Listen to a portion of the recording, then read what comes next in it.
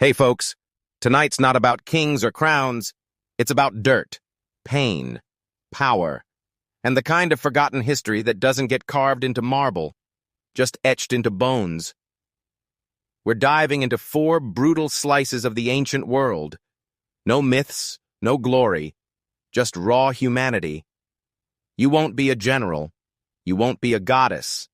Tonight, you're a nobody. But you're in it.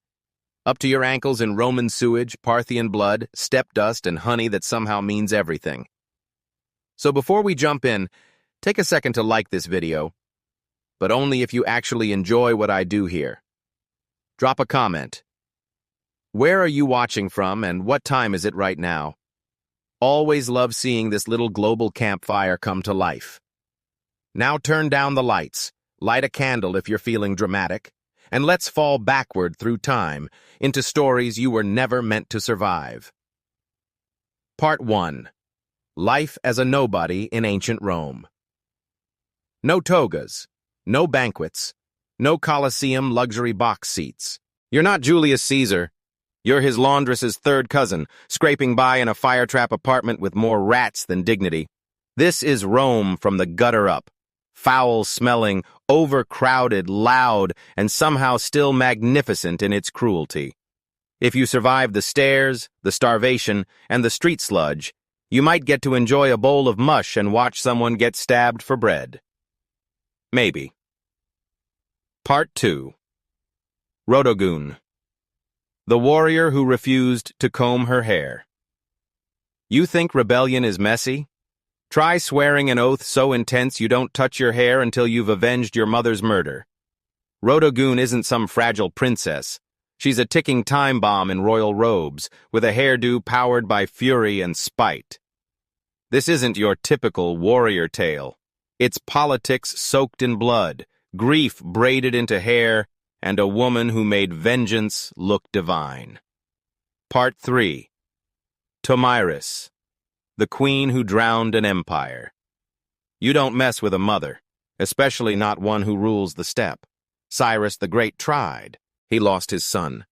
And then he lost his head, literally, soaked in a wineskin full of blood. Tomyris didn't just fight Persia. She humiliated it. This is the story of grief sharpened into strategy, and a queen who made kings kneel with nothing but rage, horses, and absolute conviction.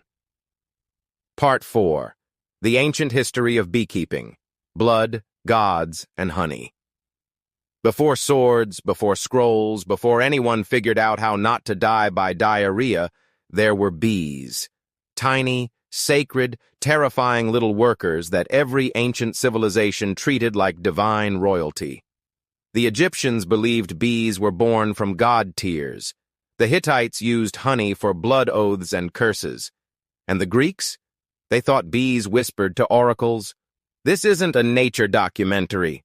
It's the quiet, sticky history of a creature that somehow outlived empires. Because while kings fell, the hive just kept humming. Now lean back, and don't blink, because we're heading into a past that stings. So let's start at the bottom. Not metaphorically. I mean literally. 4 stories up in a crumbling Roman apartment where your life is worth less than the chamber pot you're about to carry downstairs. Waking in dust and stone. The first thing you feel isn't light or warmth. It's weight. A weight on your chest, in your breath, behind your eyes. You wake not because the world calls you gently, but because the walls are breathing smoke again, and the floor beneath your straw mat creaks like it's remembering something it was never meant to carry. Welcome to the Insula, a Roman apartment block built high on hope and cheap timber. It's the 2nd century after Christ, and you are one of tens of thousands folded into the crowded lungs of this living, coughing city. Your room is no more than a stone box. 4 walls and a patch of floor barely wider than your outstretched arms. There is no window, only a hole near the ceiling that lets in more soot than sunlight. The walls sweat in the summer, crack in the cold, and whisper every word spoken in the next room as if the entire building is made of breath and secrets. You hear someone praying, someone coughing, someone arguing, someone not arguing. The bed, if you can call it that, is a layer of straw, matted with body heat and lice that never sleep. The blanket, rough wool and wet earth, wraps you not in warmth, but in obligation. You slept with your tunic on because it's safer that way. Clothes mean readiness. Clothes mean dignity, even when the night strips you of rest. Above you, someone drops a pot, or a foot. The ceiling shudders. You hold your breath, not because you're surprised, but because you're used to not trusting the ceiling. You reach for your only possessions: a chipped clay cup, a wooden comb with missing teeth, and a bent iron key that opens nothing except perhaps the memory of ownership. There's no table, no hearth, no privacy. Just you and the smell of smoke, wool, and the thin scent of your own fear. And in the corner, your chamber pot waits. Not like a servant, more like a sentinel. Its silence judges you. But you'll have to carry it soon, carefully, down the stairs, those narrow, splintered bones of the building, and hope today is not the day they give out beneath you. Outside your door is a hallway of shadows. Above you are more families, more fires, more weight. The higher the floor, the poorer the tenant, the more disposable the life. But you already know that. You know that fire spreads upward, that relief lives below, that even air is rationed here. The rich smell of baking bread rises from the lower floors, but it won't reach you. It never does. Somewhere below, a child cries. A rooster protests. Vendors begin shouting names of things you can't afford: olives, figs, wine-soaked dreams. The city wakes with a groan, a prayer, and a demand. And you sit still for one more moment, listening to it all, because you know the day ahead will be long, cruel, and loud, and because sometimes the only power you have is the stillness before the struggle begins again. So you stand. Your feet touch the cold stone floor. Your fingers find the wall. You balance the pot in one hand, your breath in the other, and with the slow resolve of someone who has nothing to waste but time, you open the door to another day in Rome, not as a hero, not as a senator, but as you, a name the empire will never remember, in a city that never forgets to press down. And still, you walk. And just like that, survival becomes ritual. One hand on the wall, one eye on the stairs, and a chamber pot you'd rather not be carrying, but must. Because in Rome, even your waste has a journey. Stone seats and shared silences. There are moments in Rome when you feel the empire's full weight not in the Colosseum or the Senate, but in the smallest, most human things. Like the moment you lower yourself onto a cold slab of communal stone and pretend you're not surrounded by strangers and sounds and smells that speak louder than words ever could. This is the latrina, a public toilet in one of the world's most powerful cities.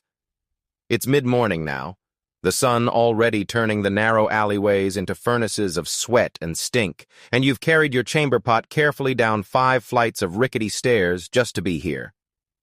The entrance is unmarked, just a dark opening behind a market stall. Inside, the air is dense, not with incense or prayer, but with what comes after food and before forgetting. 30 holes in a stone bench, all perfectly carved and equally unkind, line the perimeter like the mouths of ghosts. No dividers, no modesty, just bodies, squatting, sighing, shifting, caught between need and humiliation. You take a place, not because you want to, but because you must. To your right, an old man grunts and leans forward, muttering to himself. To your left, a young woman stares at the wall, eyes blank, as if somewhere deep inside she's trying to float above the room. Children shuffle in. A senator's servant fans his master while he relieves himself like a king among cattle. And yet, no one speaks. Here, silence is a shield, a kind of mutual mercy. We pretend not to hear, not to smell, not to be here at all. You look down between your feet. The trench carved into the marble below you carries away the waste slowly, reluctantly, with the help of a shallow stream redirected from some nearby aqueduct. But water can't cleanse shame. Not here. Not when everything feels so exposed, so vulnerable. Then comes the part you dread most. Next to your seat is a stick, and wrapped around it is a sponge, the communal tool used by everyone, known by everyone, discussed by no one. It sits in a bucket of salt water, or vinegar, or what once was either. You don't want to look, you don't want to touch, but you do, because there's no alternative, and because Rome is built not on dignity, but on endurance. You finish, rise, adjust your tunic, say nothing. The stick goes back in the bucket, as if it had never left. No one meets your eyes, not out of cruelty, but out of an unspoken solidarity. We all carry our own filth, and we all pretend not to see each other's. As you step back into the street, blinking in the dusty sunlight, the market calls to you again. Vendors shout, carts roll past, children laugh. Life, somehow, continues without pause, even after what just happened. And for a moment, you feel something strange. Not disgust, not anger, but a quiet resignation.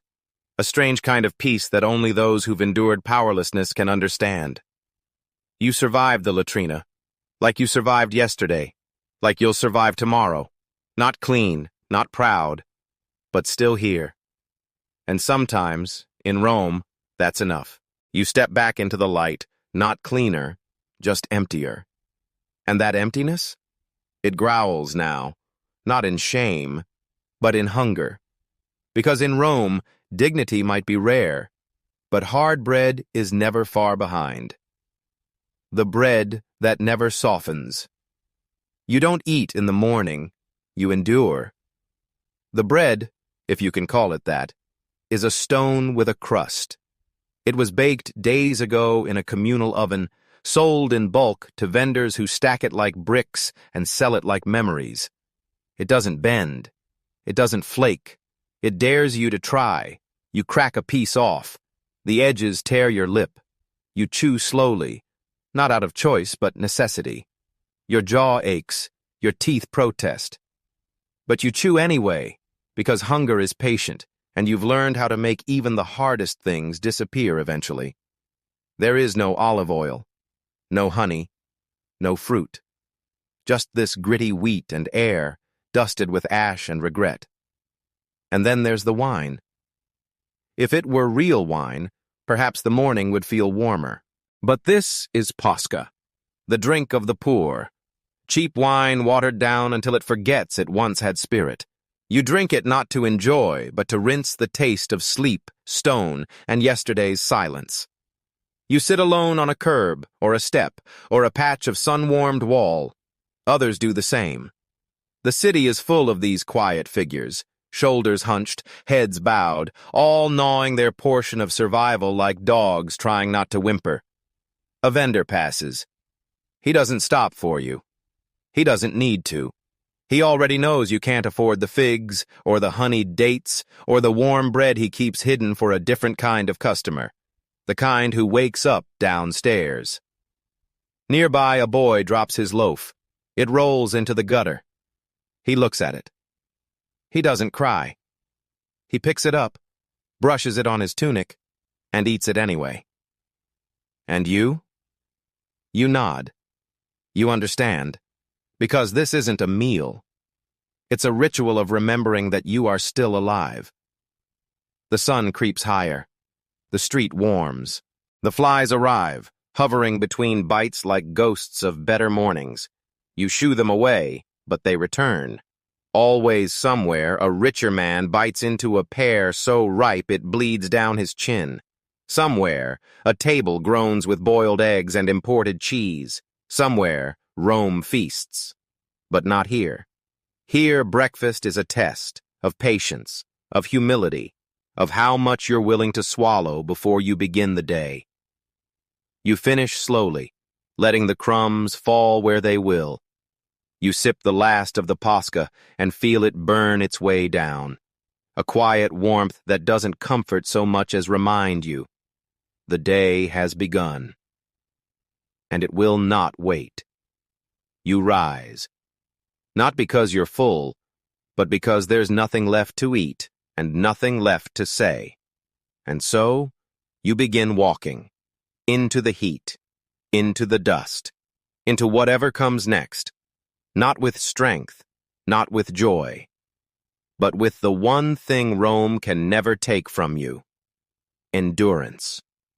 The last crumb dissolves on your tongue the way hope does, slowly, without flavor. And even before you stand, your body already knows. Rome doesn't feed you for free. Now it's time to pay the city back. In sweat. The work that breaks you quietly. You walk not with purpose, but with momentum. Your feet know the way before your mind catches up. They follow the same cracks in the stone, the same shadows along the alley walls, the same smells of iron, sweat, and hot lime that mark the edge of the labor quarter. You arrive before the sun fully clears the rooftops. So do a dozen others. You nod without speaking. No one smiles. Smiles cost more than bread. You're not a citizen with a trade license. You're not a craftsman with tools to call your own. You are a body with hands. And Rome always finds something for hands like yours to bleed for. Today it's hauling bricks for a new bathhouse. Tomorrow, maybe grinding grain or lifting amphorae at the docks. It doesn't matter. Every task is the same beneath the skin. Weight, repetition, injury waiting in the shadows. You take your place in the line. A foreman walks past with a wooden tablet and a face carved from disappointment. He doesn't know your name. He doesn't need to. You're one more muscle in the city's anatomy, and muscles are interchangeable. A whistle. The first brick lands in your arms with a dry thud. It's rough, porous, bites the skin. You carry it down a narrow ramp, dump it, return. Again. And again. The motion becomes your master. You stop thinking. You become a rhythm, not a person. The sun climbs. The sweat comes. Salt stings your eyes. You blink it away, even though your tunic is already soaked, even though the dust clings to your skin like guilt. No one offers water. You find a cracked ceramic jar behind the wall and sip before anyone notices. You drink fast, not for refreshment, but so no one sees you pause. A boy next to you drops a tile on his foot. The foreman shouts. The boy limps, keeps working. A man coughs blood. No one looks. You keep lifting. By midday, your spine hums like a worn-out lyre. Your hands blister beneath old scars. You feel your body unraveling, thread by thread. And yet you don't stop, because stopping means no pay. And no pay means no bread. And no bread means the insula wins. Sometimes you wonder if the rich even see the things you build. The marble facades, the mosaic floors, the vaulted ceilings, all lifted by backs that will never walk on them, all polished by hands that can no longer hold a child, or a prayer, or anything soft. You are the skeleton beneath the skin of Rome, unnamed, unburied. The sun begins to fall, a whistle.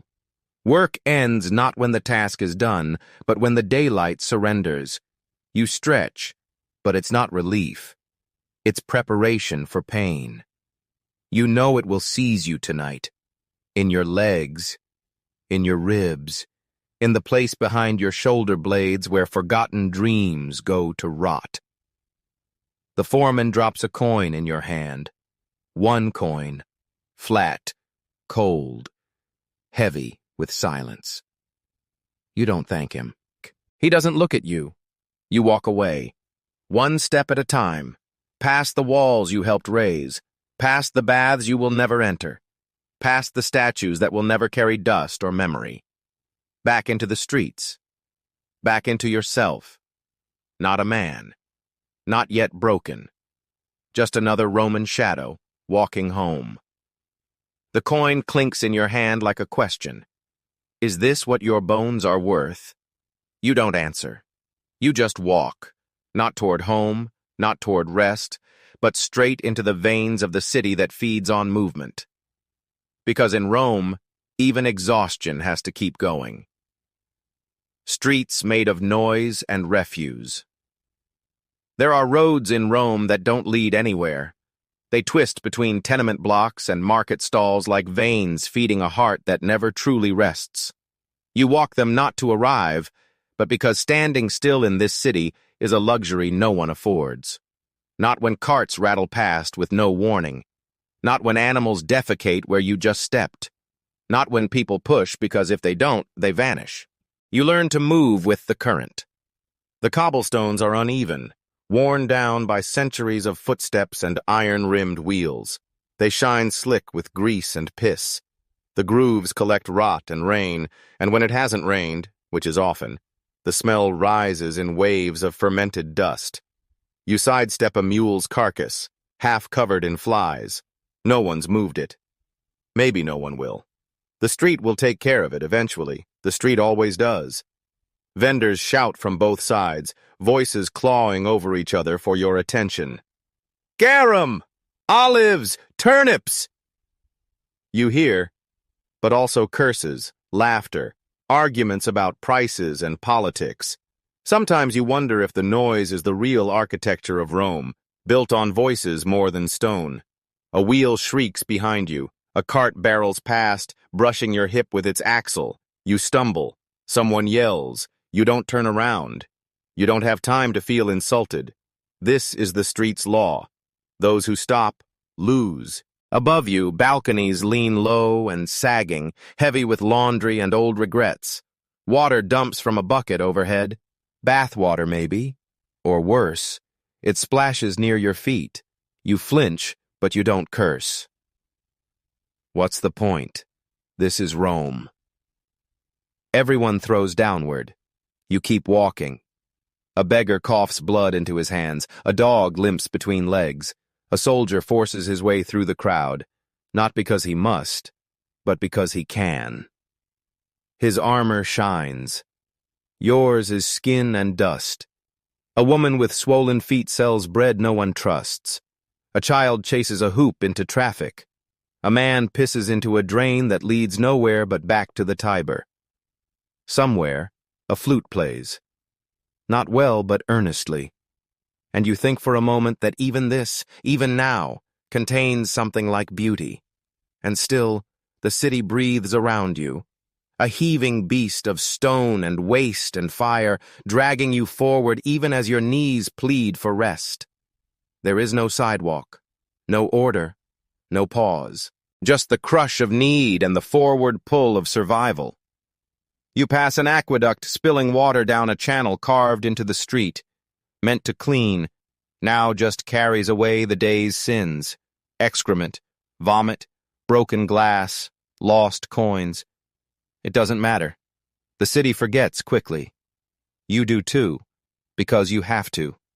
Because if you stop to feel the weight of it all, the stink, the screams, the sweat of 800,000 lives crammed into one insatiable dream, might finally split you open, and no one will notice. Rome doesn't care if you step aside or vanish. It only cares that someone else takes your place. So you keep walking, not because the road is clear, not because it leads to something better, but because it is the only thing that hasn't collapsed beneath your feet. You walk until the noise becomes numb, until the stink becomes memory, until your skin, layered in sweat, dust, and yesterday's labor, begins to feel like someone else's.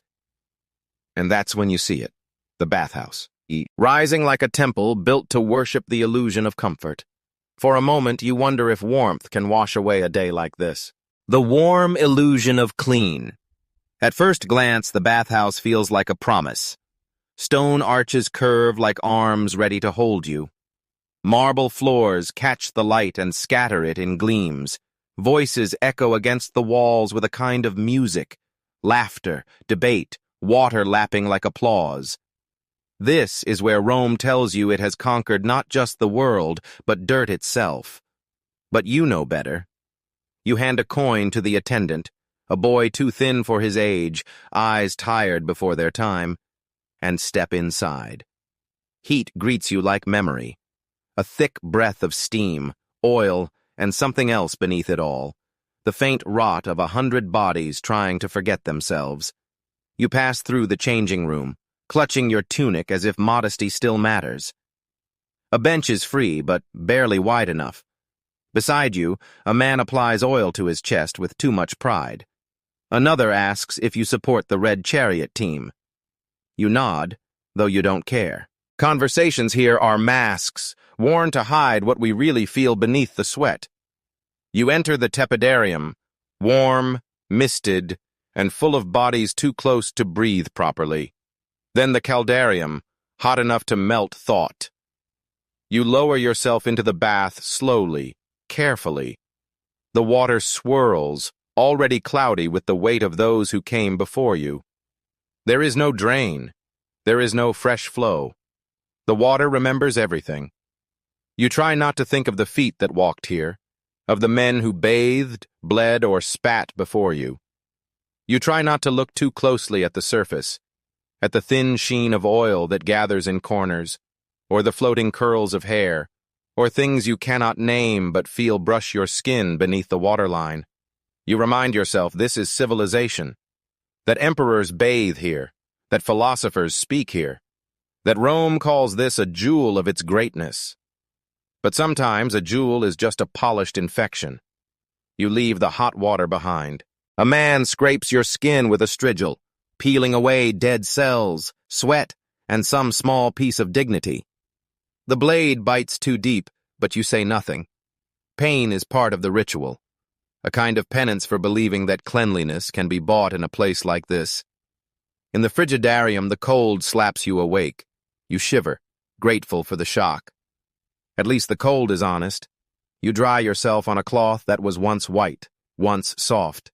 You dress in silence, surrounded by men who speak of politics and poetry while their bodies still steam. One quotes Virgil, another complains about taxes. You tie your belt and slip away unnoticed. Back into the streets, back into the dust, back into yourself. You are not cleaner, not truly, only rewrapped in the illusion of purity. Rome will call you refined. The world will call this progress. But under your skin, you know the truth. You have only traded one kind of dirt for another. And the city? It smiles, not because it has purified you, but because it has convinced you to pay for the lie. You step back into the street, still damp, still sore, still pretending to be whole. But your side throbs. Not with sweat or shame this time, but with something deeper, something angry, something swollen. The bath stripped the surface. Now pain comes from within. And in Rome, when the body whispers, you don't wait for it to scream. You turn toward the stall by the forum, where healing always starts with a knife. The knife without mercy. Pain is an old friend here. It comes quietly, without invitation, but never leaves without taking something, a piece of flesh, a layer of pride, a night's sleep, or a part of your name. You walk to the medicus's stall just past the forum, holding your side, where something burns deeper than bruises. Each step feels like glass shifting beneath skin. You pray it's just a strain. You know it isn't. The clinic is little more than a bench, a curtain, and a table that remembers too many screams. Instruments lie on a tray, glinting in the morning light. Hooks, tongs, bone saws, curved knives, each one clean in the way rain washes blood, but never sin. The doctor, if he can be called that, is a freedman who once apprenticed to a barber, then a butcher. Now he mends men the way he once mended lambs, with confidence, not compassion. You sit. He presses your side. You flinch. He nods. Swelling. Maybe abscess. We cut. You want to ask, is there another way? But the words never reach your lips. Not because you don't speak, but because you've already surrendered to the blade. He doesn't wash his hands. He doesn't look into your eyes. He lifts a bronze scalpel and says, "Hold still." There is no anesthetic, no prayer. Only the smell of oil and rust and the sound of breath you try to hold still, as if stillness could stop pain from finding you. And then the knife enters. It is not fast. It is not kind. It is not something you will forget. You bite the inside of your cheek. You dig your nails into the wooden bench. You taste blood that is your own but foreign, as if pain can change even your flavor. Somewhere outside the curtain, someone laughs. A child cries. A trumpet calls the legion to drill. Rome continues. But here, in this small square of shadow and steel, time holds its breath. He squeezes. Pus spills. You groan. Not loud, but deep. From somewhere close to your bones. He packs the wound with cloth soaked in vinegar. You wince, but you don't fight it. You are past fighting. The medicus gives you no coin, no blessing, no word of care. Just a nod, not of respect, but of completion. As if you were a task crossed off a list. As if healing were just another form of labor. You leave the stall hunched, limping, no stronger than before, but still walking. And that somehow counts as survival. You wonder if the cut will fester, if the fever will come, if your body will betray you in the night. You wonder if you'll die like your neighbor did last spring, in sleep, sweat, and silence, with no priest and no warning. But not today. Today you carry your pain like all Romans do, wrapped in linen, hidden beneath tunic and breath, tucked beneath pride and hope, and the weight of a city that heals no one, only teaches them to keep moving, bleeding or not. The pain doesn't ease as you walk, it just settles in, like a tenant that pays no rent but refuses to leave. With every step, the gauze rubs raw.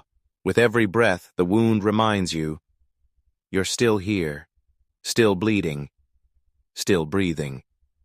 But survival has a curfew in Rome. And as the sun sinks, so do your expectations. So you limp home. Not because it's safe there, but because it's where the darkness knows your name. And where even an empty plate feels like something earned. What's left at the end of the day? Evening falls like dust, slow, gray, and impossible to keep out. You return to the insula the way you left it, empty-handed, spine bent, eyes watching the ground as if it holds answers. The stair groans beneath your weight, the same way it did this morning. It's a familiar sound, one of the few things in Rome that still recognizes you. Inside your room, the air is thick, heat trapped in walls that hold their breath. You light no lamp. There is no oil. You eat in shadow because shadow doesn't judge you for eating so little. Tonight, like most nights, dinner is what's left after the vendors are done shouting. You place a wilted onion on a cracked ceramic plate. Its skin peels like old parchment. You slice it slowly, carefully, like it matters. Beside it, a piece of yesterday's bread, soaked in water to soften the edges, though it still resists your teeth like stone. No meat, no salt, no feast. Just fiber and fatigue, pretending to be nourishment. You chew with your eyes closed, not to savor, but to imagine. Maybe this is lentil stew. Maybe this is roasted squash. Maybe this is something warm, cooked with care, shared with laughter. You've never tasted those things, but you've heard the rich describe them. And sometimes words are enough to stir the stomach, even if they cannot fill it. A rat skitters across the far corner. You don't flinch. You only watch, mildly envious of its urgency. It, too, is hunting dinner. There's a clay cup of posca beside you, the same sour wine water you drank at dawn. It tastes no better now, but the acidity helps mask the taste of mold from the bread. You sip slowly, letting it linger on your tongue as if it could wash down regret. Outside, a woman sings softly to a baby. You can't make out the words. Maybe there aren't any. Maybe it's just sound for sound's sake, like the wind whispering promises it won't keep. Your body aches. Your side still throbs from the cut. Your hands are raw. But the hunger dulls it all, turning pain into background music. You scrape the plate clean with your fingers, then lick them, not out of desperation, but out of ritual. This is how you honor the meal, by leaving nothing behind, even if it left little in you. There is no dessert. There never was. Just silence. You lie back on your straw mat. The itch starts immediately, but you don't move. The cold from the floor seeps up into your spine, and you welcome it like an old friend. It means the fire downstairs has gone out. It means no one will cook tonight. It means everyone is tired. You are not full, but you are no longer entirely empty. And sometimes, that's enough to survive until morning. You close your eyes, not to sleep, but to escape. Because in the dark you can almost taste something better. And Rome? It sleeps full-bellied in its marble halls. But here, in the cracks of empire, the poor dream not of wealth, but of enough. Morning comes, but not with mercy. Your body rises because it must, not because it's ready. The ache in your side is duller now, not because it's healing, but because the rest of you has grown louder. The city pulls you back into motion, as it always does. But today, there's no work. A holiday, a festival. And Rome, in its generosity, offers you a seat.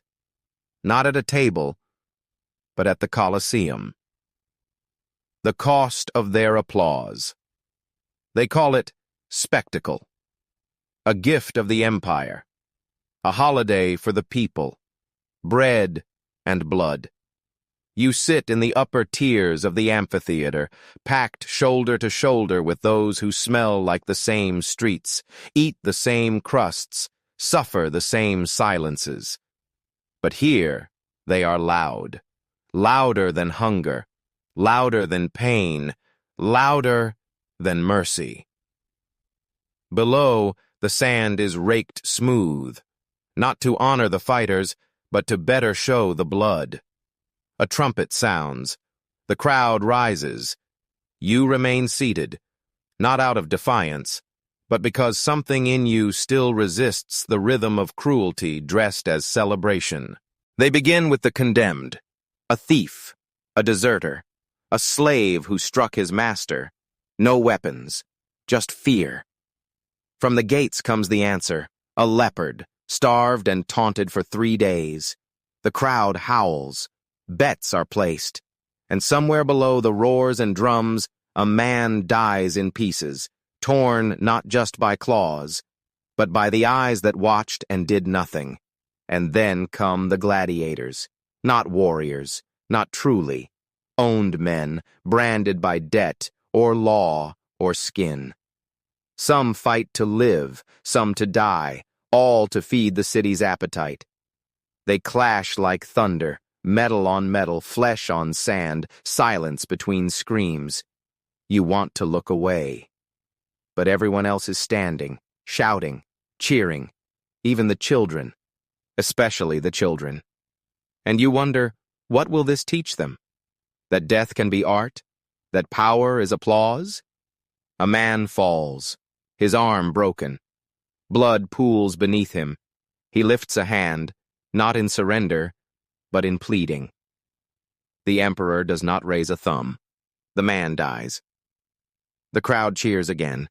Coins fly. A vendor sells figs. Another pours wine. The smell of roasted meat rises as if joy had a scent. But you taste iron in your mouth, not from battle, but from the quiet sickness blooming in your gut, the one that asks, when did we forget this is still a human body? You stand to leave. Someone laughs at you, calls you soft. Maybe you are. You descend the stone steps, the echo of the crowd trailing behind like a fever. You pass a boy reenacting the fight with a stick. You pass a woman wiping blood from her sandal. You pass a wall where someone painted, Ave Caesar, morituri te salutant. Hail Caesar. We who are about to die salute you. You don't look back.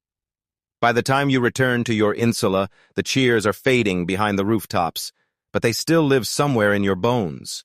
Not as thrill, but as shame. Tonight Rome will sleep with a full stomach and a satisfied grin. You will lie awake, wondering how many more lives the empire needs to break just to feel entertained. Because this is the cost of peace. This is the face of leisure.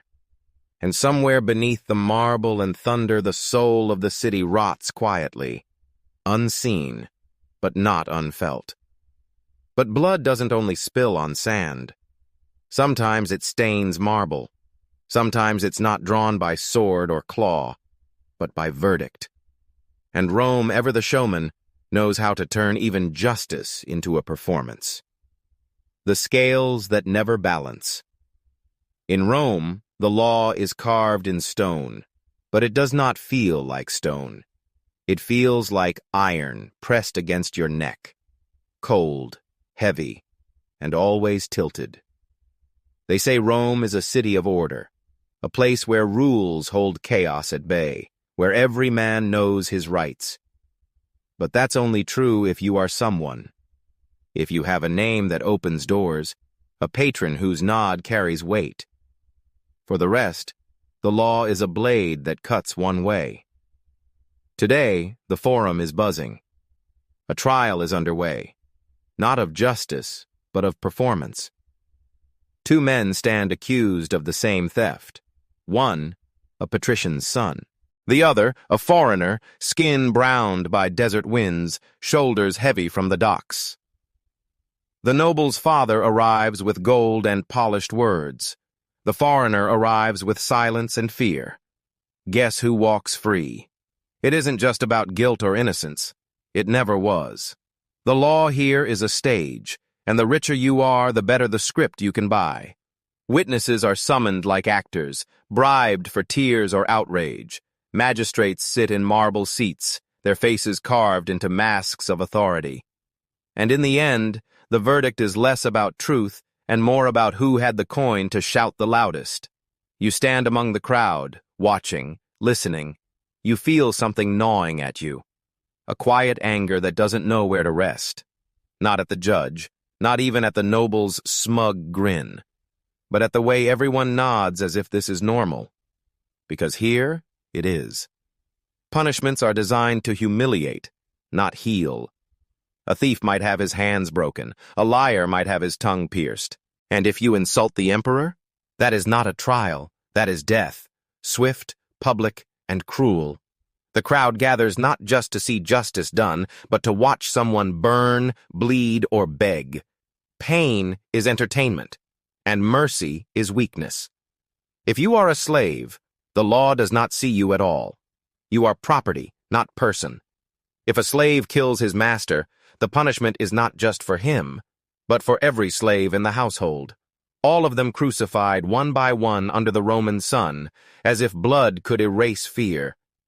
You wonder, quietly, what the law means to someone like you. Does it protect you? No. Does it frighten you?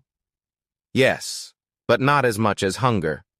In Rome, survival often means bending your neck just enough to avoid notice, but not so much that you look weak. It's a dance on broken glass. The trial ends. The noble boy walks free, laughing, tossing a coin into the air like a victory flag.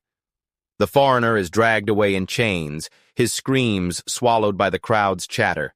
By nightfall, he'll be flogged, branded, or worse, and no one will remember his name. As you leave the forum, the stones feel different beneath your sandals. They feel like they belong to someone else, someone who will never walk where you walk, someone who will never bleed where you bleed.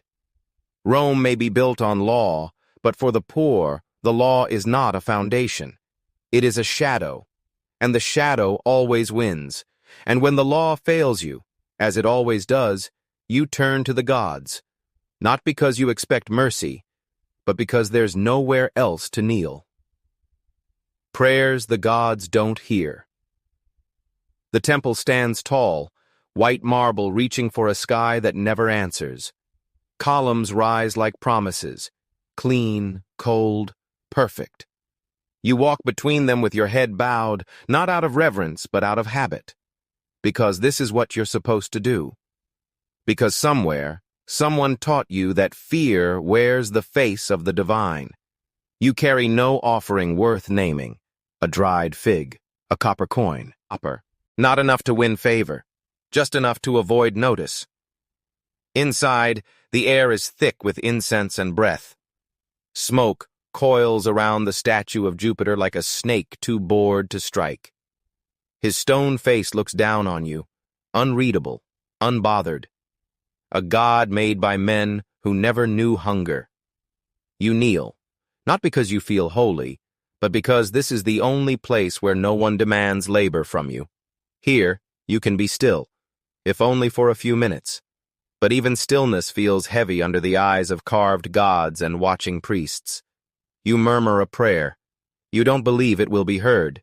You're not even sure who you're speaking to. There are so many gods, so many rituals, so many sacrifices, and none of them have stopped the ache in your joints, the fire in your wound, or the emptiness in your stomach. Around you, others do the same. Some chant, some cry. Some offer more than they can afford. Bread, rings, even blood. But deep down, you suspect everyone here is asking the same question. Am I being punished or ignored? The priests speak of virtue, of balance, of the favor of the gods, but they live in cloaks dyed brighter than any tunic you've ever touched. They eat well. They sleep safe. And when the gods speak, it is always through them. You know what that means. Faith, in this city, is currency. The rich buy omens, the poor buy silence. Sometimes you see a sacrifice, a lamb, a bull, a condemned man. The blood runs down the stone as the priest mutters words older than memory. People clap, some cheer. You just stare. It doesn't feel sacred. It feels like theater. But saying so would brand you a heretic, or worse, a foreigner. So you bow again. You let the smoke sting your eyes. You press your coin into the offering box, though you know it will never find its way to a god. You leave the temple as empty as you entered. Outside, the sun is already fading. Your shadow stretches long behind you, like a burden you cannot set down. Rome calls itself the heart of the world. But in its temples, you've learned this truth. You are not here to be saved. You are here to obey. And if the gods notice you at all, it is only to watch how long you'll keep kneeling before you forget why you knelt in the first place. You leave the temple with no blessing, no answer, no sign, just the familiar weight of being unseen. And as you step back into the streets, you remember, in Rome, even the gods serve the powerful, and so does everything else. The ladder that was never meant for you. They say Rome is a place where a man can rise, where ambition is rewarded, where slaves become freedmen, freedmen become citizens, and some even find their names etched into marble. But you've lived long enough to know, not all ladders are meant to be climbed. Your world is built in layers, not of stone, but of flesh. Patricians walk in silk, untouched by mud. Senators speak laws into existence, never tasting the punishments they decree. Equestrians deal in grain, in ships, in lives, their coin multiplied by wars they never fight. And then there's you, a plebeian, a renter of breath, born with nothing, expected to die with less. Your hands are your only passport, and they've been stamped by every brick, every blister, every weight you've ever carried for someone else's glory. You see them pass sometimes, the upper class, in litters, in chariots, in wine-drenched laughter. They don't look down to see you. They don't need to. Don't need. The distance between your worlds isn't measured in steps. It's measured in permission. You've watched your neighbor try. He saved. He flattered. He borrowed robes too fine for his name. He tried to pass for more than he was. One mistake, a missed payment, a misplaced insult, and now he sweeps floors in the same bathhouse he once dared to dream of owning. That's the way of things here. Ambition is a flame, and in Rome the poor are kindling. You burn brightly, once, and then the wind of power blows you out. Still, some try. They enter the army, hoping a lifetime of bloodshed earns them a patch of land. They chase patrons like shadows, speaking praises they don't believe. They become informants, betraying neighbors just for a chance at a better stare on the ladder. And sometimes they succeed. A freedman buys a tavern. A soldier earns his citizenship. But the ladder they climb is wrapped in chains. It never forgets what they were. It only tolerates what they've become. And you? You've stopped pretending. You still work.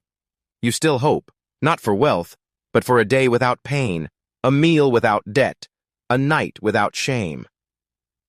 You don't want to rise. You want to breathe. Because in Rome, rising too fast makes you visible, and the visible can be crushed.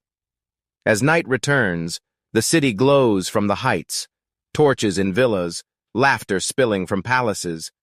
But where you sleep, in your corner of rotting wood and shared breath, the only light is from the stars, and even those seem to shine on someone else. They say Rome is eternal, but you know better. Rome is a story told by the powerful, written in stone, blood, and silence. And people like you are the silence. You lie in silence, not because the world has quieted, but because you've run out of words. And just when you think Rome cannot take anything more from you, the sun sets. And that's when the city truly sharpens its teeth. The night that watches back. When the sun dies behind the rooftops of Rome, the city does not sleep. It waits. Daylight hides many things: rot, cruelty, hunger. But the night peels the skin off pretense. You feel it before you see it. A shift in the air. The heat fades, but something colder takes its place, not in temperature, but in intention. Shadows grow teeth here. There are no street lamps, only flickering torches on doorways the poor cannot enter. The alleys twist, familiar by day, now cruel and alien. Even the stones feel different under your feet, damp, uneven, like they're watching. You pull your tunic tighter, not for warmth, but to make yourself smaller. You walk with purpose, even when you have nowhere to go. It's the only thing that keeps predators guessing. Because out here, after dark, you are no longer a citizen, no longer a worker, no longer anything but prey. The vigils, Rome's night watch, are supposed to protect the streets. But they are few, underpaid, and more often drunk than alert. And when they do act, it's not to protect you. It's to protect property, the temples, the markets, the homes of men who never walk these roads. The rest of the city, it belongs to whoever is bold enough to take it. You hear a shout behind you, then laughter. Not joyful, sharp, broken laughter that scrapes the edge of your ribs. You don't run. Running invites attention. You move faster, quieter. You melt into shadow, praying that tonight is not the night your name vanishes from memory. A woman screams down the block. Then silence. No one goes to help. You don't either. You hate yourself for that. But you've learned. Survival demands a cruelty you never thought you had, until Rome taught it to you. In the distance, a dog snarls. Closer, a door slams.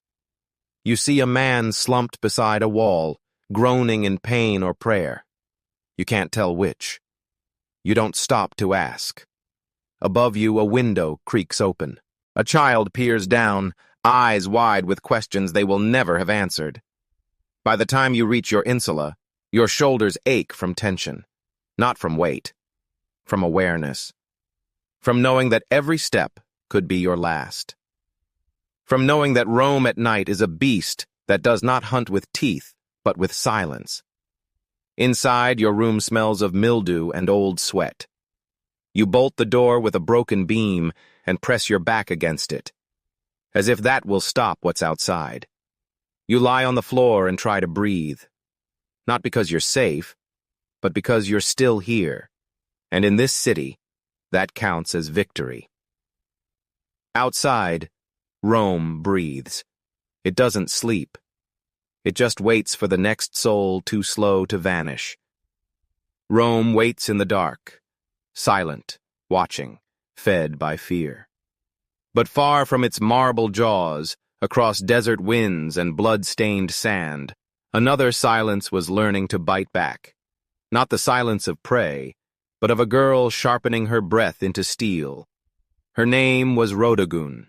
Rhodogun, daughter of fire, raised by silence. Before the rebellion, before the vow, before the war, there was just Rhodogun, a girl with a name heavy like prophecy. She was born not with a cry, but with a silence that unsettled the midwives, a silence that filled the room like the hush before a desert storm.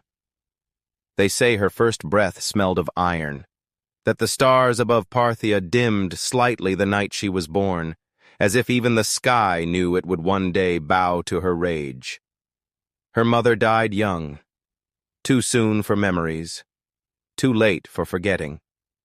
Her father, a Parthian noble with hands always stained in someone else's blood, taught her the language of survival before he ever taught her words. Rhodogun learned to ride before she could walk straight. She learned to fight before she could read.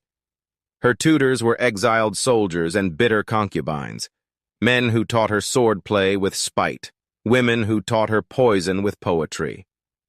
Her childhood was not soft. It was sharpened on the edge of a kingdom always waiting to burn. The palace where she grew up was built on sand and secrets. Every stone carried the weight of broken oaths. Every hall echoed with whispers that never spoke her name, but always watched her shadow. She wore jewels like armor, and silence like a shield. Even as a girl, she listened too closely. To the way servants flinched when generals walked by. To the way her father's voice trembled after messengers arrived from Seleucia. To the way the throne, empty for hours, still seemed to breathe. She had no brothers, but she had enemies. Not of her own making, but inherited. Gifted like a birthright, engraved into her blood. They expected her to marry, to serve, to bend. She did none of those things. Instead, she watched, waited, learned, and somewhere deep inside her, in the quiet no one dared touch, she made a vow long before she ever spoke one aloud. If they will not give me a place, then I will carve it in stone, with my hands, with my voice, or with fire. Rhodogun was not born a rebel. She was shaped into one, by the weight of a world that feared women like her, by the silence of a court that hoped she'd disappear, by the war drums she heard in her sleep, not from the enemy, but from within. This is where her story begins. Not with a battle, not with a crown, but with a girl standing alone at the edge of a broken empire, already burning with something far more dangerous than ambition: conviction. Conviction burned in her like an unanswered prayer. But belief alone does not forge destiny. Loss does. And fate, as it often does with women who refuse to kneel, came not with ceremony, but with blood. The vow made in dust. It didn't happen in a throne room. It didn't happen before cheering crowds or between banners flapping in glory.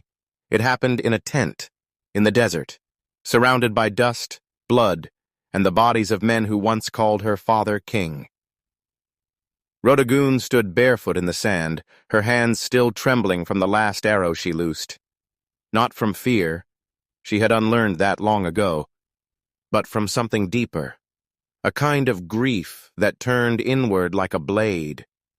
Her father was dead, assassinated in the night by a man he once trusted. A Seleucid general with Greek wine on his breath and Parthian gold in his pocket. There was no trial, no honor, no last rites. Just silence, followed by 1,000 voices screaming for vengeance. But Rhodagoon did not scream. She knelt. She touched the blood-soaked robe of the only parent she had ever feared and loved in equal measure. She dipped her fingers into it, not like a daughter mourning, but like a priestess anointing herself for war. The men around her waited, some expecting tears, some expecting surrender, some expecting her to vanish back into the shadows where women belonged. Instead, she stood, tall, unblinking. And then she spoke, low, sharp, and unshakable. By this blood I swear, I will not comb my hair. I will not bathe my body. I will not know rest or softness until I have torn from the Seleucid king what he tore from me. The air held still, as if the desert itself had stopped to listen.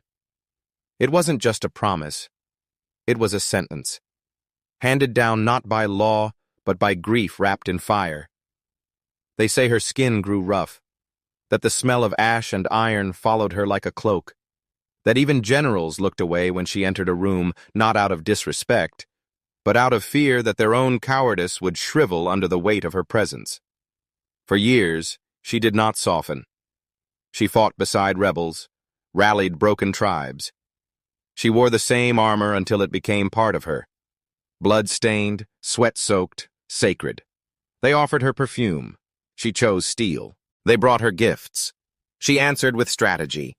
Even her enemies whispered her name at night, not in mocking, but as a warning. Because what do you call a woman who does not fear filth or pain or isolation, who refuses beauty until justice is done, who wears her mourning like a banner? You call her dangerous, you call her mad, or you call her queen, if you have any sense of history. And history remembers. It remembers Rhodagoon not for her birth, not even for her victories, but for the years she spent unwashed, unbent, and unforgiving. That vow, made in the desert heat, became more than legend. It became a weapon. Because long before she lifted a sword, Rhodagoon lifted a promise. And the world, even empires, would learn what it meant to try and break a woman who had already set herself on fire. The vow had been spoken, but words alone do not move empires. It would take dust and blood, and a woman who refused to be softened by either. And so, Rhodagoon rose, not like royalty, not like prophecy, but like vengeance made flesh. She rode with the wind, and the wind obeyed. She did not come down from the mountains like a storm. She rose from the sand like a memory, slow, sharp, and impossible to bury. Rhodagoon had no legions, no treasury, no imperial seal pressed into wax, but she had the vow. She had the cause. And in Parthia, that was more than enough. They came to her in silence, men who had lost brothers, women who had lost sons, tribes pushed to the edge by Seleucid taxmen and mercenary boots. She didn't greet them with speeches. She handed them blades, and the look in her eyes said more than any general's proclamation ever could. We do not ask permission. We take it back.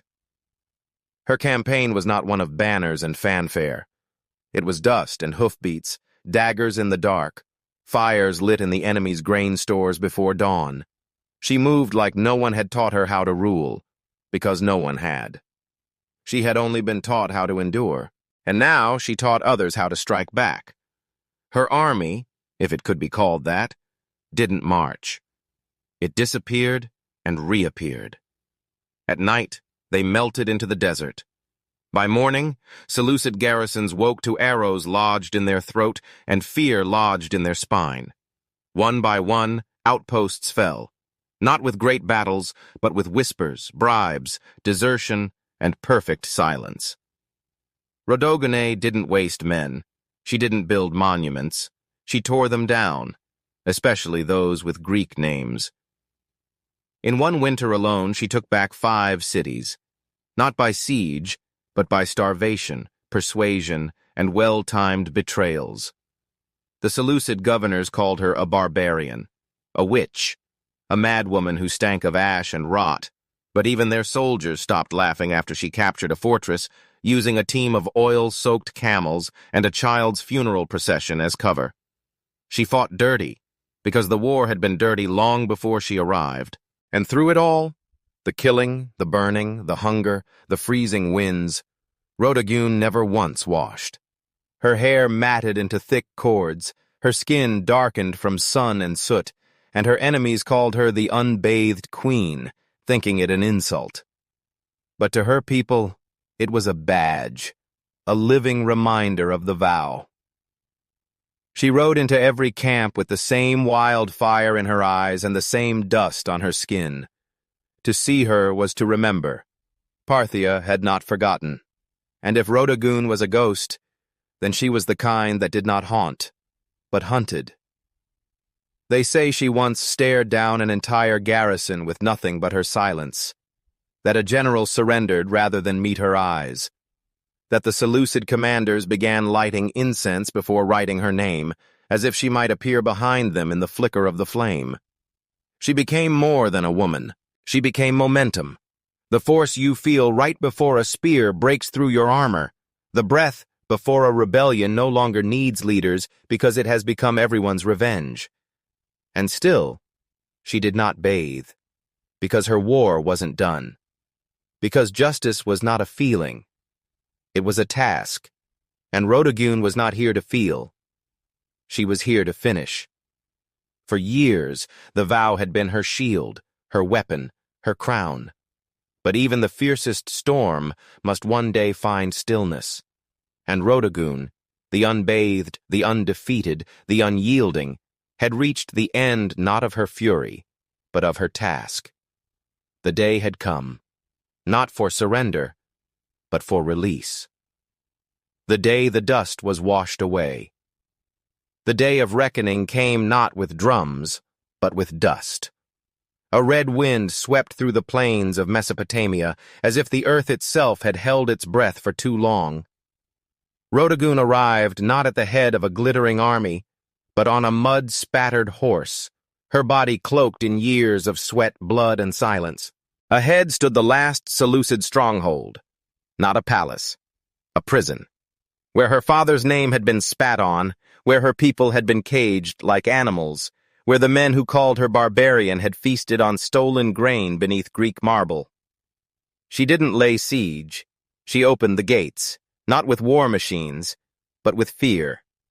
Because by then, her legend walked ahead of her.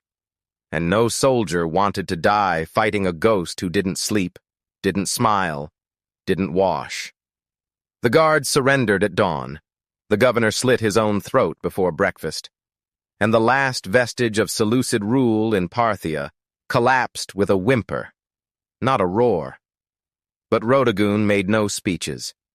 She simply walked to the center of the city, to the old palace steps, where her father had once knelt before a foreign envoy.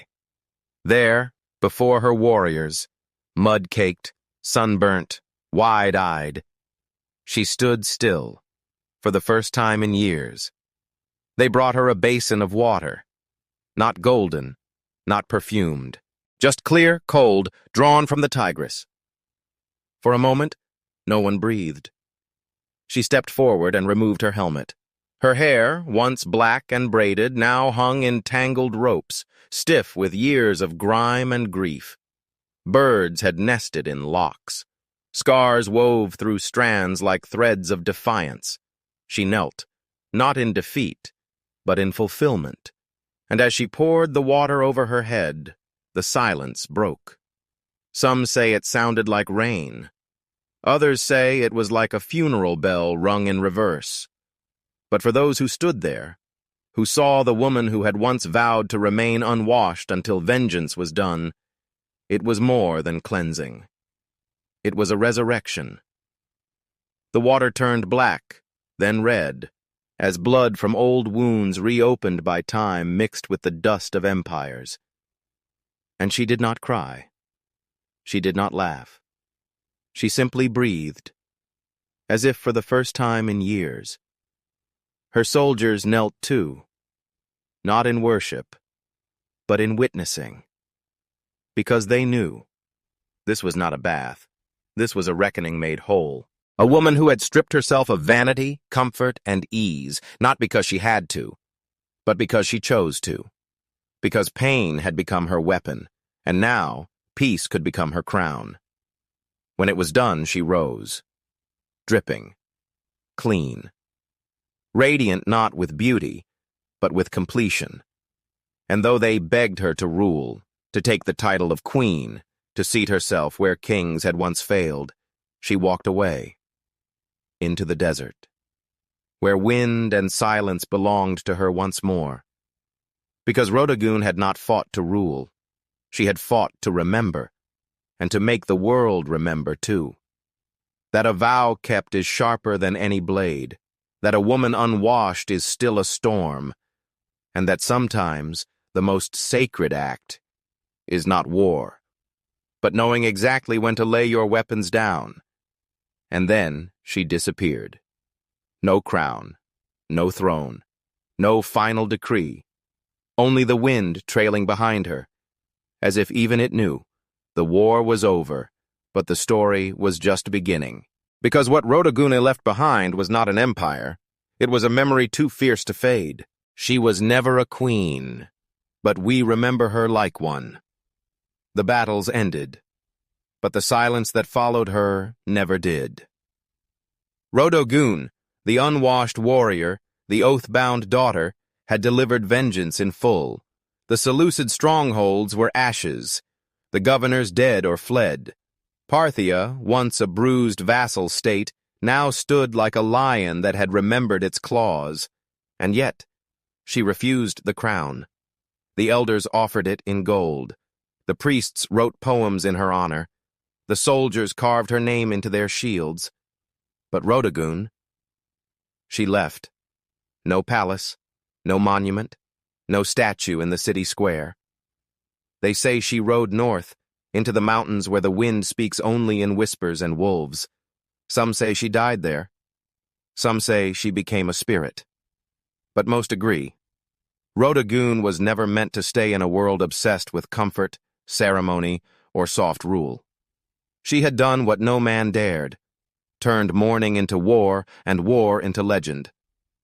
But what she left behind, that is what made her eternal. Because her story traveled farther than her army ever did. It reached the river cities of the Oxus. It reached the Hellenistic courts, where queens whispered her name when men weren't listening. It reached slave women in kitchens and maidens in towers, not as gossip, as permission. Permission to rage. Permission to grieve in armor. Permission to speak, not just in whispers, but in vows. The vow became myth. The myth became mantra. I will not bathe until justice has been done. It became a phrase mothers taught daughters in secret. It became a tattoo inked on the skin of rebels. It became a prayer whispered not to gods, but to memory. Years passed. Empires shifted. Parthia rose, and one day it too would fall. But the name Rhodogun remained. Not because she built a temple, not because she founded a dynasty, but because she proved something terrifying. That a single woman armed with nothing but grief could shake the spine of an empire, and do it without needing to be clean, beautiful, or likable. Even the Greeks who mocked her wrote of her in awe. Plutarch, Diodorus. They recorded her vow as if it belonged to a demigod. They couldn't understand her, but they could not ignore her. And that, perhaps, is the true legacy of Rhodogun. She didn't fight to be remembered. She fought so that we would never forget ourselves. Rhodogun vanished into the silence she had always worn like armor. But echoes have long shadows, And somewhere east, across wind-swept plains and sun-bleached bone, another woman rose, not from vengeance, but from birthright.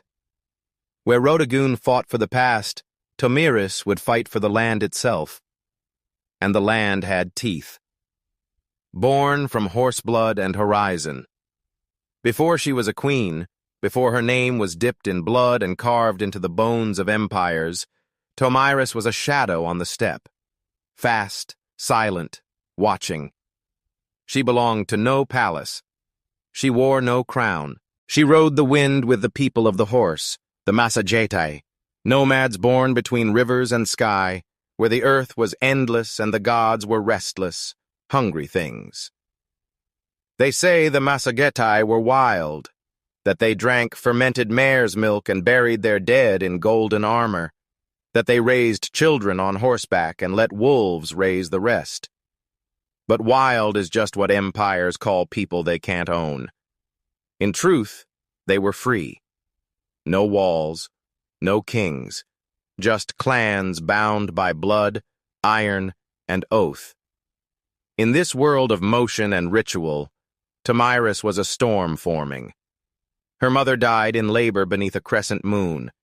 Her father, a tribal chief, placed a flint knife in her cradle, wrapped her in wolfskin, and whispered to her sleeping face, "You will lead, or you will be killed. Either way, you will be remembered."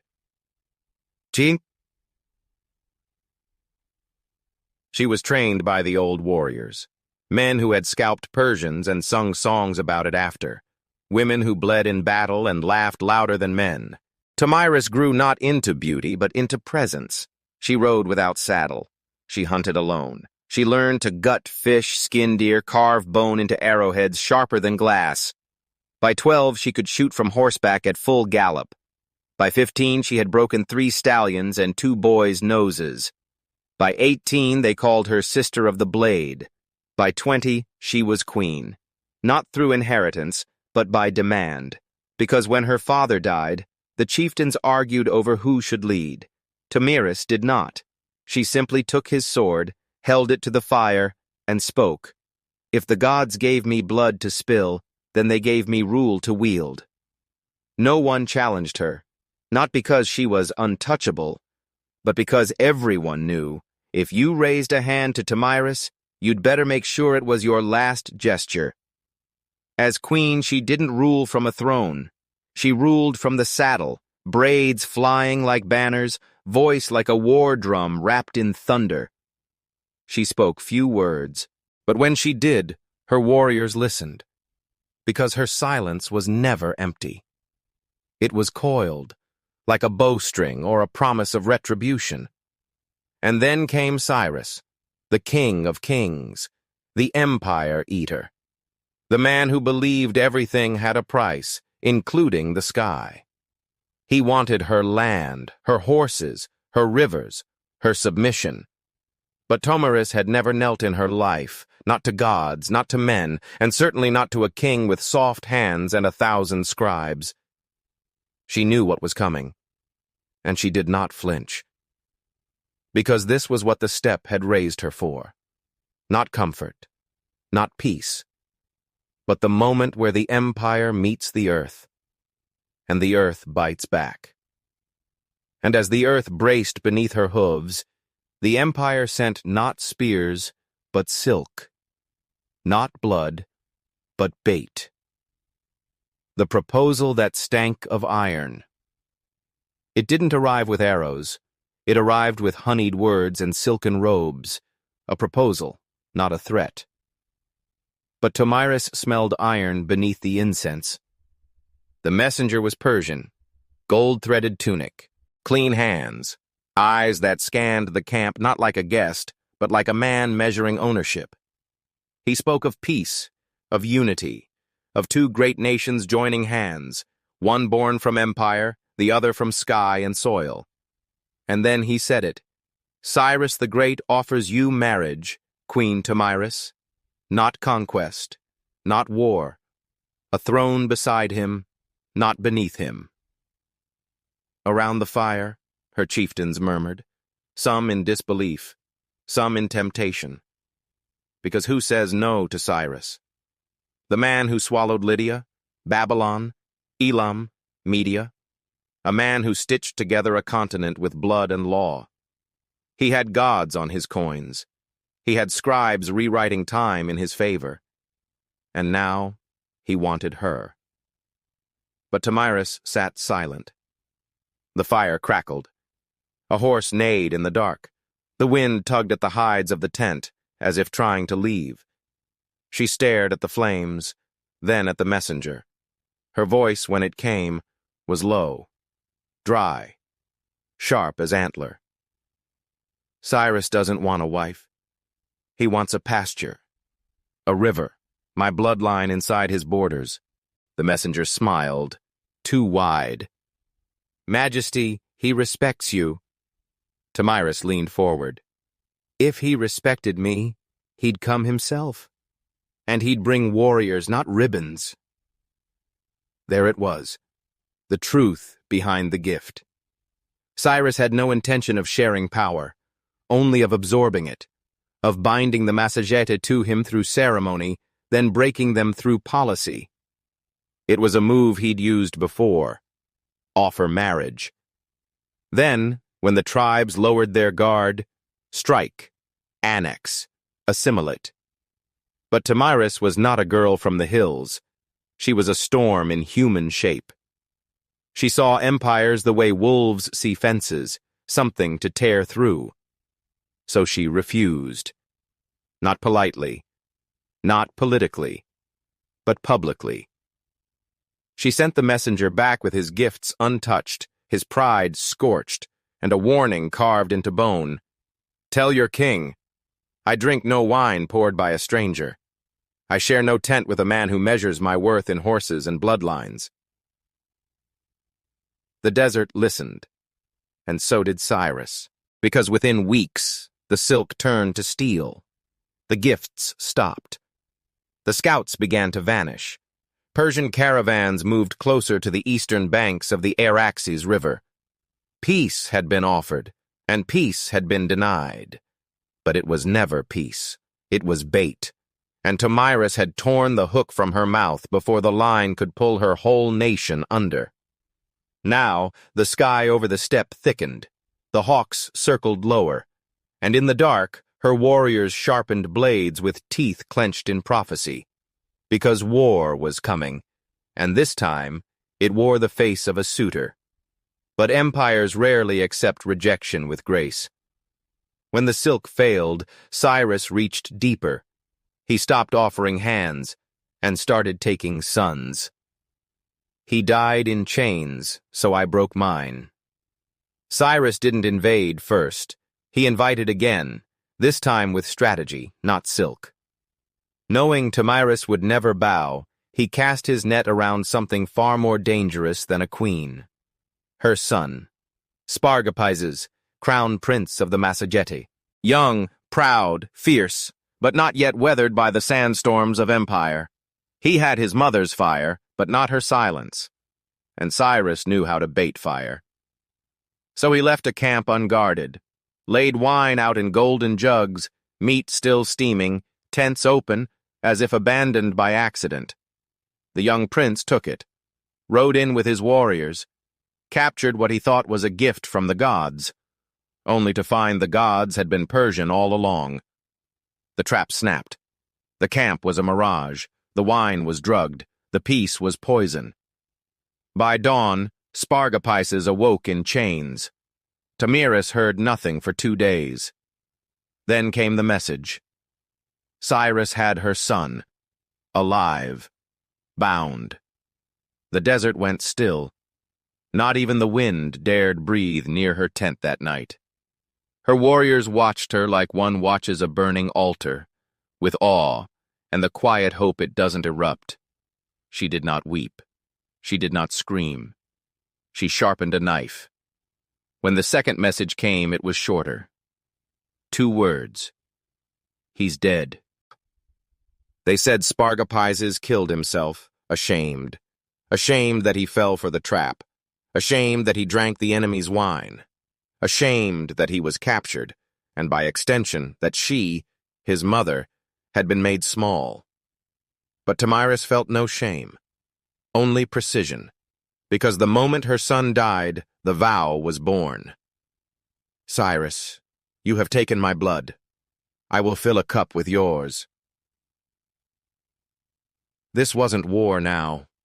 It was ritual.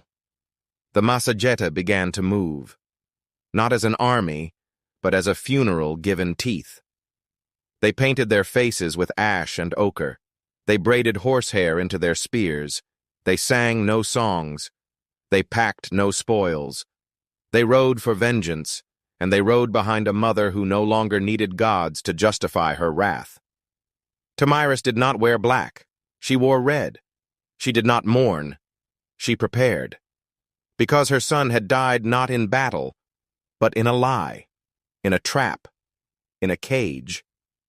And there is no cage crueler than the one that makes a lion forget it's still a lion. But Tomyris remembered, and she would make sure the world did too, because now the war had a new name. Not conquest, not empire, not marriage, just this, blood for blood. And if Cyrus wanted to taste the steppe, she would feed it to him one sword at a time. She did not send another warning. She sent riders, because vengeance has no use for diplomacy, only direction. The blood that filled the cup. The steppe had no walls, no temples, no throne rooms echoing with politics. But it had Tomyris.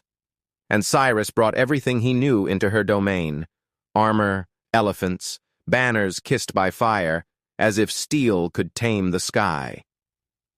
He marched across the Eryxes River with tens of thousands, and the ground didn't shake in fear. It waited. Because Tomyris wasn't hiding. She was watching. Her scouts were smoke. Her traps were wind. And her silence was prophecy in motion. They met on a plain dusted in frost, beneath a sky so wide, even gods would seem small beneath it. Cyrus arranged his armies like a tapestry, perfect, ordered, mathematical.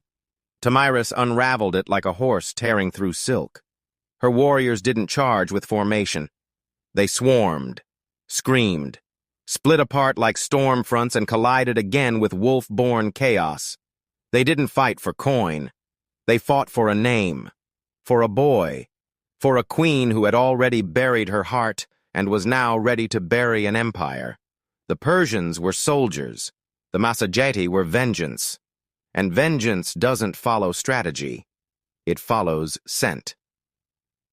The battle raged for hours, then a day, then another.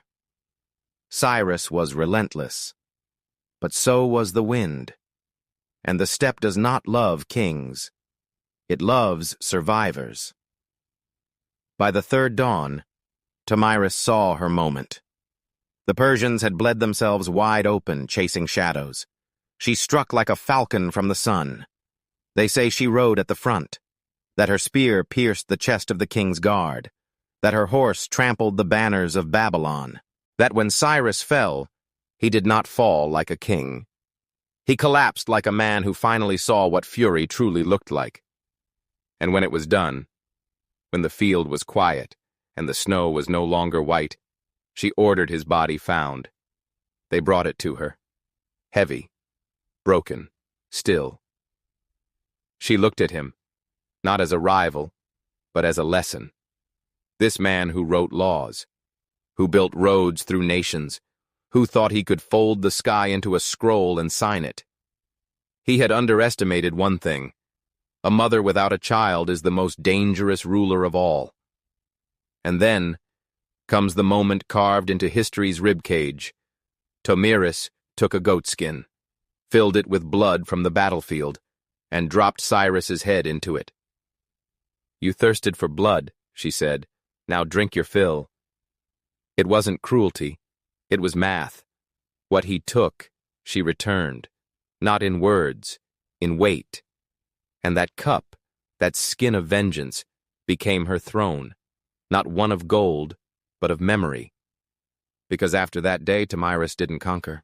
She didn't march west. She rode home, left the battlefield to the crows, left the empires to their tombs, because the war was never about land, it was about balance.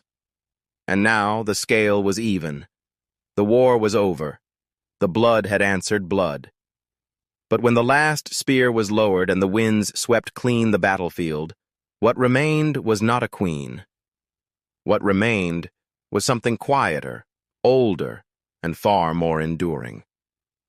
She became the wind. No trumpet marked her return. No chronicler rode beside her. No monument rose from stone. Tamiris came back from the battlefield with no crown, no prisoners, no parade. Only silence. And the head of an emperor buried in the blood he spilled. She didn't speak of the war. She didn't retell the day she made history bleed. Because Tamiris did not believe in recording things. She believed in remembering them. Her people didn't need scrolls. They had wind. And in the wind, her name traveled farther than empires could ride. She ruled for years after, not as conqueror, but as keeper of wildness. No walls were built in her honor. No cities bore her name. But children grew up with her in their breath. Be like Tamiris, mothers whispered to daughters. Ride where men fear to walk. Love nothing more than your freedom. And bow to no man who calls himself great. In Persia, they tried to erase her. The court poets never wrote her name. The kings after Cyrus spoke of his glory, but skipped the chapter where a queen from the steppe undid him with no navy, no temples, no allies. But forgetting didn't work. Because fear doesn't need ink. It survives in the bones. And in the bones of every empire that rose after, there was a quiet tremor whenever a woman refused to kneel. Tamiris became more than legend. She became a warning. To rulers, that even the greatest kings bleed, that not every crown is won by gold, some are forged in grief. To mothers, that your sorrow can be a sword, that love and wrath are not opposites, but twins. To daughters, that you can ride farther than your name. That power doesn't whisper, it roars in your silence. As the years passed, her trail faded. Some say she died under a full moon. Some say she became a spirit that gallops across the plains at dusk. Others say she never died at all, just became what she always was, untouchable, uncaged, wind. And today, in the corners of maps where names have been forgotten, you can still hear her, not in the songs of kings, but in the hoofbeats of daughters who will not be tamed. Empires rise in blood, but civilizations, they rise in sweetness. And long before queens rode into war, there was another kind of magic, quieter, older, hidden not in swords, but in wings. Because before women learned to roar, they learned to whisper with bees. Egypt, where honey was a prayer in gold. Before there were gods with names, before the pyramids had shadows, there were bees. In ancient Egypt, where the Nile breathed in rhythm with the sun, bees were not insects. They were divine punctuation in the sentence of life, born from the tears of Ra, sent to earth not to sting, but to sing in gold. The Egyptians didn't keep bees. They served them. Long before Greece philosophized, long before Rome marched, Egypt listened. And the buzzing, that low hypnotic hum drifting over the reeds, was not noise. It was language. They called it bit, a word that meant honey, but also order, also offering, also balance.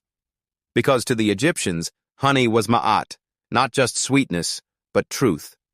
And in a world built on harmony, no creature was more sacred than one who could spin gold from blossom, light from labor, life from air. You are a priest. You rise before dawn. The sky is still cool and blue. Your robes smell of myrrh and lotus.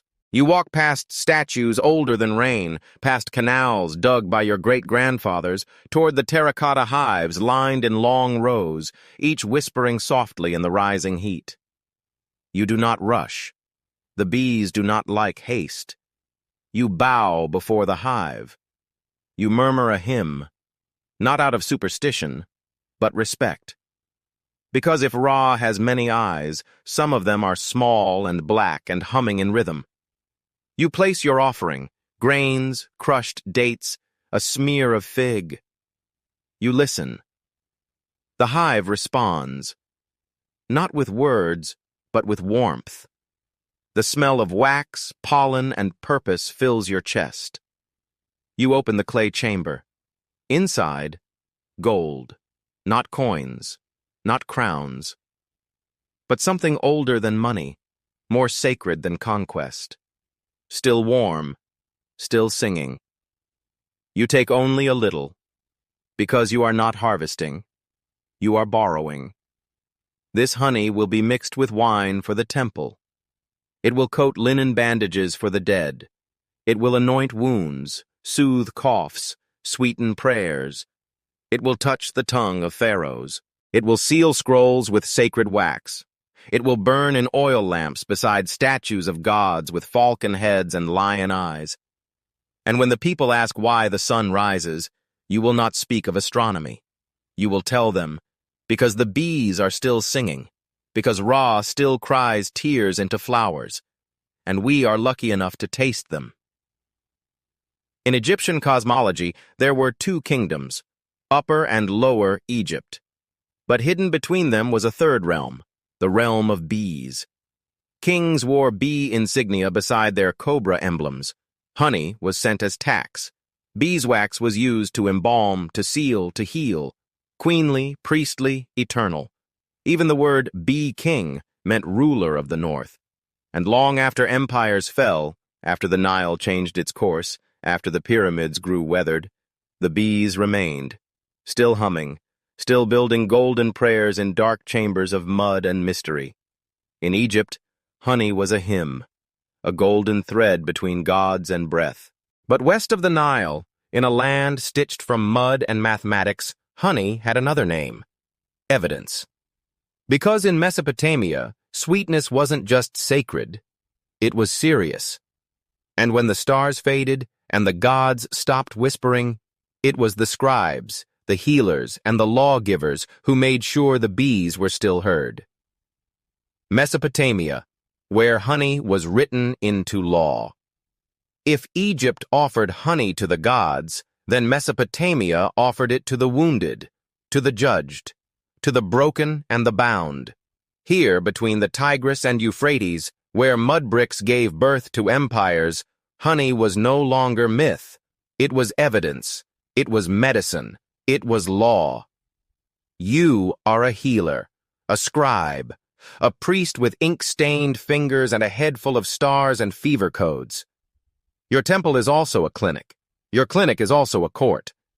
Because in Mesopotamia, everything sacred is also practical. On your clay tablet, beneath the wedge-shaped lines of cuneiform, you inscribe a remedy. For a wound that will not close, mix honey with cedar oil. Wrap in linen. Pray to Gula, goddess of healing. Repeat. You do not guess. You record. Because here, healing is not improvisation. It is procedure. And honey, the thing bees make from sun and blossom, is listed again and again in medical tablets as an antiseptic, a salve, a soothing balm for both soldier and infant. But it goes deeper. Because in the Code of Ur-Nammu, the oldest known law code on Earth, and later in Hammurabi's stony declarations, honey is currency. Honey is justice. You steal honey? You pay in silver. You dilute honey with water and sell it falsely? You are fined, shamed, or worse. Because Mesopotamians understood, to cheat honey is to cheat the gods, and more importantly, to cheat your neighbor's pain. In Babylon, jars of honey were kept in ziggurats, not just for sacrifice, but for treaties. Diplomats dipped their hands into it during pacts, sealing agreements not just with blood, but with sweetness. Because bitterness, after all, was easy. Any warlord could bring a blade, but only a civilization could bring balance. And the bees? Still there, still revered. Some hives were housed in hollow clay cylinders, stacked horizontally, an architecture of care. They lined palace gardens and temple courtyards, always close to law and sky. The buzzing was considered a sign of divine favor, a hum in harmony with order itself. A king might not understand medicine, but he knew this. When bees abandoned a city, something had gone terribly wrong. So when scribes copied recipes, when priests applied poultices, when mothers placed honey on a child's cracked lip, they weren't just practicing tradition. They were invoking trust, in memory, in the hive, in the idea that even in the messiest, muddiest place on earth, something perfect could still be made. Egypt gave honey its spirit. Mesopotamia gave it its system. Here, bees were not born from the tears of a sun god. They were workers, respected and observed, named and noted. Their honey healed. Their wax sealed empires. Their sound, always soft, always steady, was the whispering proof that some things do not need temples to be sacred. In Mesopotamia, honey healed. It stitched wounds, sealed scrolls, and balanced justice with sweetness. But beyond the rivers, in the highlands of Anatolia, honey didn't soothe. It watched. It judged. And among the Hittites, every golden drop became a blade of the gods, ready to turn bitter in the mouth of a liar. Hittite, where honey sealed oaths and cursed betrayers.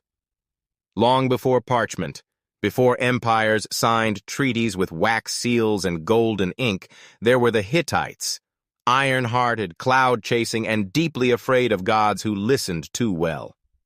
In their world, words had weight, oaths had teeth, and honey, sweet and golden, was the blood of a promise.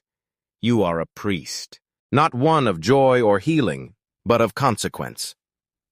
Before you stands a king and a foreign general, hands extended, trembling. Behind them, a line of carved lions and eagles, their eyes blind but their presence heavy. This is no wedding, no celebration. This is a pact, a tether of survival. You bring forth the bowl, carved obsidian, filled with honey darkened by ashes and herbs. Not for taste, for truth. You chant the names of gods both forgotten and feared. Tarhunt, the storm lord. Ishara, goddess of oaths. Kamrusepa, mother of ritual. And then you speak the formula. As this honey is pure, may their word be pure. If they lie, may this sweetness turn to poison in their blood.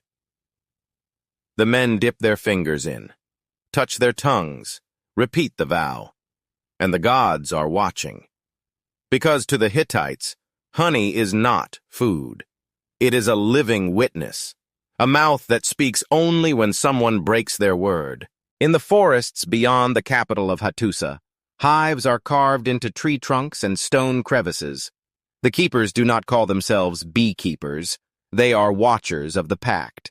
Each hive has a name. Each queen is recorded, because every drop taken is accounted for, used in rites of purification, in curses, in cleansing the mouth of one who has spoken evil. One text reads, "If a man breaks his oath, pour honey upon his tongue, mix it with ash, and bind his mouth until he dreams of snakes." Honey, then, is not indulgence. It is judgment. When plague strikes, honey is placed beneath the pillows of the dying, to sweeten their lies before they face the gods. When peace is declared, honey is spilled on the earth, an offering and a challenge. Keep this soil sweet, or know we can turn it bitter. When kings speak to gods, they smear honey on the stone altars, not for favor, but for reminder. You gave us bees, so hear us now. The Hittites carved their history into stone and storm, but their most sacred truths were soft, golden, buzzing. Honey was never just a gift. It was a test. Will you honor your word? Will your promise remain sweet? Or will you rot from the inside, as all liars eventually do? They say the Hittites vanished, that their cities fell silent, that the wind forgot their names. But in the hills of Anatolia, wild bees still hum, and every now and then a tree cracks open with golden light, a hive untouched for centuries. Inside it, sweetness, but also perhaps a whisper from a god still waiting for someone to keep their word. The Hittites gave honey its warning, a test of truth, a curse in sweetness. But farther west, in the marble shadows of temples and the sea-kissed groves of myth, honey was no longer a threat. It became a threshold, a nectar not of judgment, but of becoming. Because if the Hittites swore by honey, the Greeks drank it to become gods. Greece and Rome, where honey made men immortal. If the Hittites used honey to swear by the gods, the Greeks used it to become them. In the olive gold light of the Aegean, where marble met myth, bees were no longer mere creatures. They were prophets, midwives to the divine, keepers of memory beyond death. You are a priestess of Artemis. You live not in a city, but in a sacred grove. Your voice is wind. Your silence is law. In your ritual, you carry a comb of honey. You place it on the lips of the newborn, so that they may one day speak only truth and beauty. This is not superstition. It is practice. Because the Greeks believed the soul of a poet was born in the hum of the hive, and the first food of the gods, even before ambrosia, was honey. Even Plato wrote that bees were messengers from a higher order. Even Pythagoras, obsessed with numbers and purity, lived off bread and honey alone, convinced it was the closest food to celestial harmony. In Delphi, where Apollo's oracle spoke in riddles, they said the priestesses were once Melissae, bee women. Not metaphorically, but spiritually. Their trance, their trembling, was not madness. It was the hive of heaven moving through the human form. To be filled with divine madness, the Greeks believed, was to be touched by the bee. And then came Rome. Order. Power, expansion.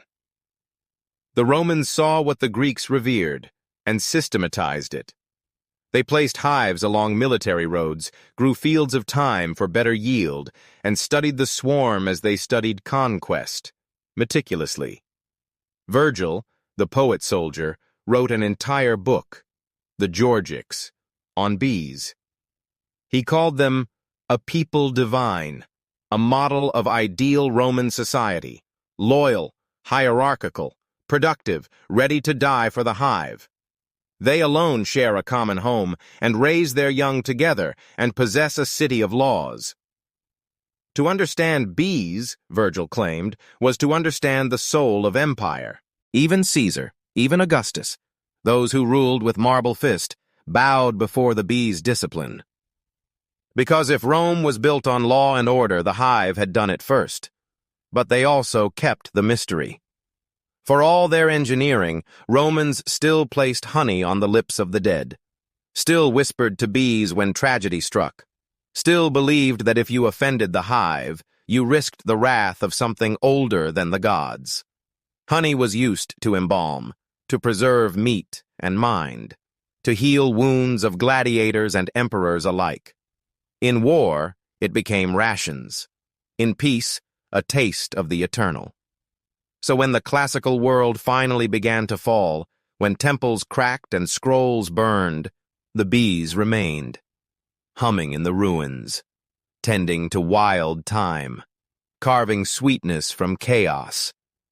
Because long after the poets died, long after the marble crumbled, one truth buzzed on. The bee outlives the empire. And honey remembers what history forgets. Rome fell, as all empires do. But the bees, they did not. When the marble cracked and the libraries turned to ash, when the gods changed names and the maps changed hands, the hive endured. Because bees were never bound to borders. They lived not in temples, but in time. And across that time, across deserts, rivers, and forgotten tongues, the bee kept appearing, again and again, as if every civilization, no matter how distant, heard the same soft hum in their dreams. The sacred thread, bees as the eternal symbol. From the Nile's shimmer to the clay courts of Babylon, from Anatolian blood rituals to the marble forums of Rome, the bee has always been more than a creature. It has been a metaphor, a compass, a whisper from something older than language. And wherever humans built stories, they built the bee into them. Let us look closer, not with the eyes of science, but with the heart of a mythmaker. What is a bee? It is order in chaos, a fragile body creating immortal sweetness, a sting and a balm, a symbol of the warrior, the priestess, the ancestor, the architect. In nearly every culture, bees are bridges between life and death, between the sacred and the mundane, between the individual and the collective. In Egypt, bees were tears of the sun god Ra, falling to earth to create life. In the Vedas of ancient India, honey was one of the 5 elixirs of immortality. In Hittite ritual, bees were summoned in spells to banish curses and bless newborns. In Greek myth, the priestess of Delphi, Pythia, was once called Melissa, the bee woman, a voice through which Apollo sang truths laced in honey. In Celtic tradition, bees were sacred messengers. When a family member died, the household would whisper the news to the hives, "Tell the bees, lest they fly away in grief." In Slavic lore, bees came from paradise. They would not sting the pure of heart. And if a beekeeper died, his bees were to be passed on as heirlooms of the soul. So why the bee? Why this tiny, trembling architect of wax and nectar? Because the bee holds opposites. It is small, yet feared. It dies to protect.